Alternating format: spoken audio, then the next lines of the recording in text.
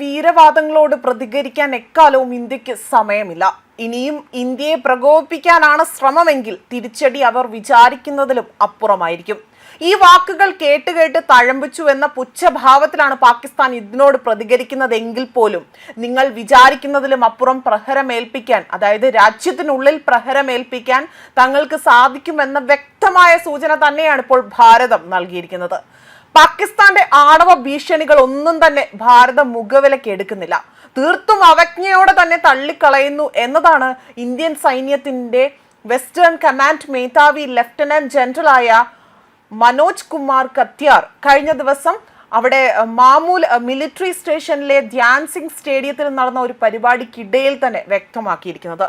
പാകിസ്ഥാന്റെ ബാലിശമായ ഭീഷണികളെ ഭാരതം ഭയക്കുന്നില്ല എന്നും ഭാവിയിൽ ഏതൊരു സാഹചര്യത്തെയും നേരിടാൻ സൈന്യം പൂർണ്ണ സജ്ജമാണ് എന്നും ഭാവിയിൽ ഒരു സംഘർഷമുണ്ടായാൽ അത് പാകിസ്ഥാന്റെ സമ്പൂർണ്ണ പരാജയത്തിലും ഭാരതത്തിന്റെ നിർണായകമായ വിജയത്തിലും മാത്രമേ അവസാനിക്കൂ എന്നതുമാണ് അദ്ദേഹം വ്യക്തമായ ഒരു മുന്നറിയിപ്പ് നൽകിയിരിക്കുന്നത്.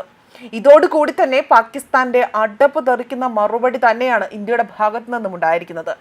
ഓപ്പറേഷൻ സിന്ദൂർ നടന്ന ഘട്ടത്തിൽ പോലും ഇന്ത്യ ആകട്ടെ വ്യക്തമായ നിലപാടാണ് സ്വീകരിച്ചത്. ഒരിഞ്ച് പോലും ആരുടെ മുന്നിൽ പോലും തല കുനിക്കാൻ ഇന്ത്യ തയ്യാറായിരുന്നില്ല.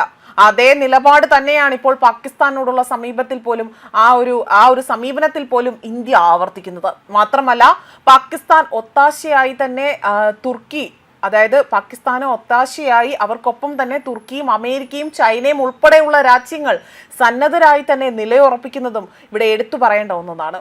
ആയതിനാൽ തന്നെ ഈ രാജ്യങ്ങളുടെ നീക്കങ്ങൾ പോലും ഇന്ത്യ അവിടെ സസൂക്ഷ്മമായി തന്നെ നിരീക്ഷിക്കുകയാണ്. പാകിസ്ഥാൻ ഏറ്റവും കൂടുതൽ ആയുധങ്ങൾ നൽകുന്നത് ചൈന ആയതിനാൽ തന്നെ ഇപ്പോഴും ചൈനയാകട്ടെ ഇന്ത്യൻ റഡാറിന് പുറത്ത് കടക്കുന്നത് വളരെ പ്രയാസപ്പെടുന്നു, അല്ലെങ്കിൽ വലിയൊരു പ്രയാസകരമായ കാര്യമായി തന്നെ മാറുന്നതായും ഇക്കഴിഞ്ഞ ചില റിപ്പോർട്ടുകൾ സൂചിപ്പിക്കുന്നുണ്ട്. കാരണം ഇന്നും ചൈനയാകട്ടെ ഇന്ത്യൻ റഡാറിനകത്ത് തന്നെയാണ് ഉൾപ്പെട്ടിരിക്കുന്നത്. മാത്രമല്ല അവരുടെ ഓരോ നീക്കങ്ങളും വെച്ചടി തന്നെ ഇന്ത്യ നിരീക്ഷിക്കുകയും ചെയ്യുന്നുണ്ട്. നേരത്തെ ഓപ്പറേഷൻ സിന്ദൂർ നടന്ന വേളയിൽ പാകിസ്ഥാന്റെ ആണവ ഭീഷണി മുഴക്കി വെടിനിർത്തലിന് അപേക്ഷിച്ചിരുന്നു. തങ്ങൾ വീഴുകയാണ് എങ്കിൽ ലോകത്തിന്റെ പകുതിയും തങ്ങളോടൊപ്പം തന്നെ കൊണ്ടുപോകും എന്നതായിരുന്നു അവർ അവരുടെ ഭീഷണിയായി തന്നെ മുഴക്കിയത്. എന്നാൽ അന്നും ഇന്നും ഇത്തരം വീരവാദങ്ങളോട് ഇന്ത്യ തികച്ചും വലിയ അവഗണന തന്നെയാണ് കാണിക്കുന്നത്. അതേപോലെ തന്നെ പഴയതിനേക്കാൾ കരുത്തോടെയും വ്യക്തമായ പദ്ധതികളുടെയും ആ ഒരു രീതിയിലാണ് ഇന്ത്യൻ സൈന്യം ഇപ്പോൾ അതിർത്തി കാക്കുന്നത്. പാകിസ്ഥാന്റെ സൈനിക ജനറൽമാരും രാഷ്ട്രീയ നേതൃത്വവും സ്വന്തം അധികാരം നിലനിർത്താൻ വേണ്ടി മാത്രമാണ് ഇന്ത്യയുമായി അവിടെ യുദ്ധസമാനമായ സാഹചര്യം അവിടെ നിലനിർത്തുന്നതെന്നും അദ്ദേഹം ഇവിടെ എടുത്തു പറയുകയും ചെയ്തു.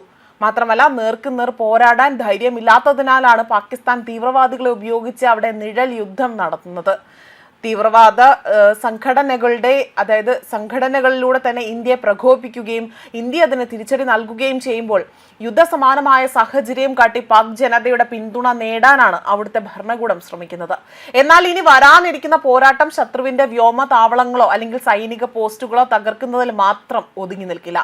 ശത്രുവിന്റെ മണ്ണിലേക്ക് പ്രവേശിച്ചുകൊണ്ട് തന്ത്രപ്രധാനമായ ഇടങ്ങൾ പിടിച്ചെടുക്കുകയും അവരെ മുട്ടുകുത്തിക്കുകയും ചെയ്യും. ശത്രുവിനെ ലോകത്തിന് മുന്നിൽ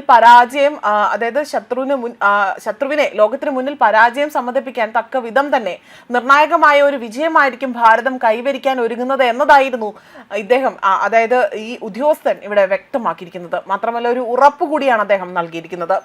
ന്യൂസ് ഡെസ്ക് കർമ്മ ന്യൂസ്.